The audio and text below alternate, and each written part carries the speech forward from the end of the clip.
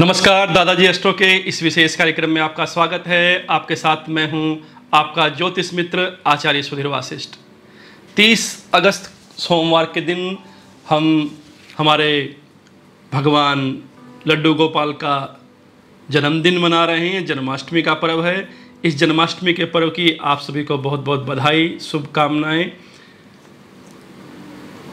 जन्माष्टमी के दिन हम सबके मन में भगवान का उत्सव मनाने की परंपरा रहती है। भगवान का जन्मोत्सव मनाते हैं, भगवान को माखन मिश्री का भोग लगाते हैं और हर व्यक्ति के घर में आजकल परंपरा भी है, कुछ प्रचलन बढ़ गया है, भक्ति भाव बढ़ गया है, तो सबके घर में लड्डू गोपाल भी है, माखन मिश्री का भोग लगाते हैं।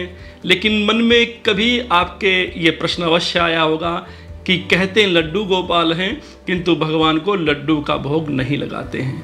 आज की इस वीडियो में जानेंगे कि भगवान को माखन मिश्री की बजाय इस जन्माष्टमी को लड्डू का भोग लगाना है।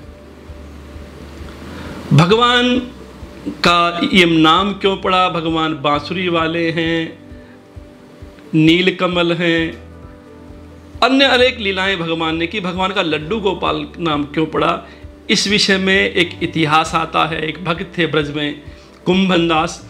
उनके पुत्र का नाम था रघुनंदन। भगवान की बांसुरी वाले भगवान की वह विग्रह जिसमें भगवान बांसुरी लिए हुए हैं, रघुनंदन जी, और उनके पिता कुंभनदास जो भगत रहे अष्टछाप कवियों में, वह भगवान की बांसुरी लिए विग्रह की पूजा करते, कहीं नहीं जाते, सेवा में मग्न रहते।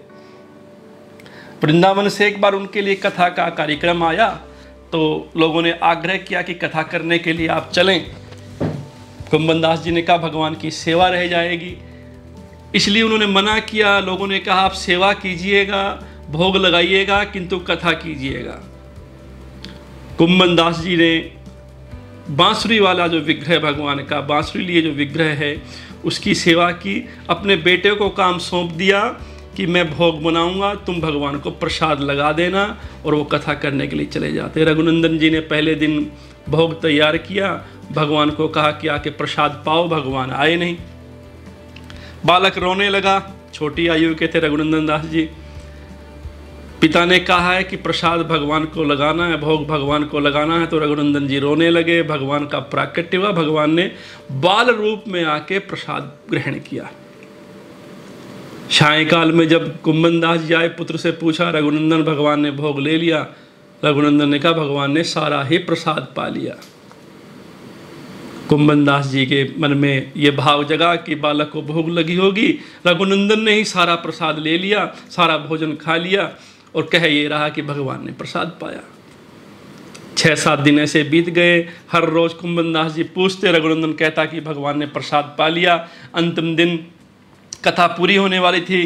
कुंभनदास जी के मन में यह भाव आया कि आज देखें तो सही कि रघुनंदन भोग लगा के कैसे भोजन खुद ही कर लेता है।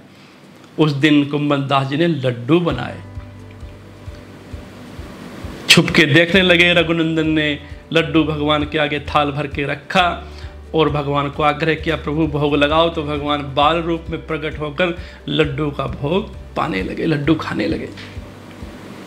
कुंभनदास जी ने जब ये दृश्य देखा तो कुंभनदास जी दौड़े और भगवान के चरणों में प्रणाम करते हुए भाव विभल हुए, तो भगवान की वही मूर्ति जड़ हो गई। एक हाथ में लड्डू और ऐसे के ऐसे भगवान, जैसे बाल रूप में यहाँ प्रभु विराजमान है, वैसे के वैसे ही प्रभु हो गए।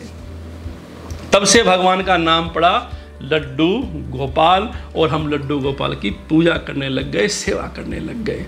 तो इस जन्माष्टमी पर भगवान के लिए आपको माखन मिश्री की बजाय लड्डू का भोग लगाना है।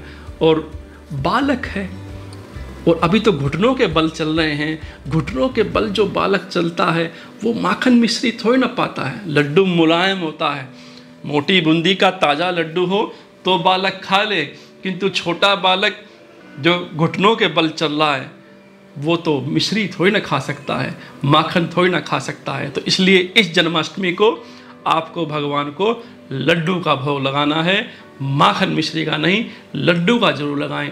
माखन मिश्री लगा सकते हैं अपने भाव से, लेकिन लड्डू का भोग जरूर लगाना है। साथ में भगवान के जन्मोत्सव से पहले जितना हो सके भगवान का एक दिव्य मंत्र है, कृष्णाय वासुदेवाय हरये परमात्मने प्रणत क्लेश नाशाय गोविंदाय नमो नमः। इस मंत्र का जाप कीजिएगा। ये मंत्र जाप करने से परिवार में सभी प्रकार के क्लेशों का नाश होता है, पापों का नाश होता है, नकारात्मक शक्तियों का नाश होता है, घर में सुख समृद्धि बढ़ती है। भगवान के जन्म से पहले भाव विह्वल होकर इस मंत्र का कम से कम 3 माला का जाप कीजिएगा। तुलसी की माला भगवान के लिए श्रेष्ठ कही गई है, तो तुलसी की माला पे ही इस मंत्र का जाप कीजिएगा। मंत्र ध्यान से सुनिए।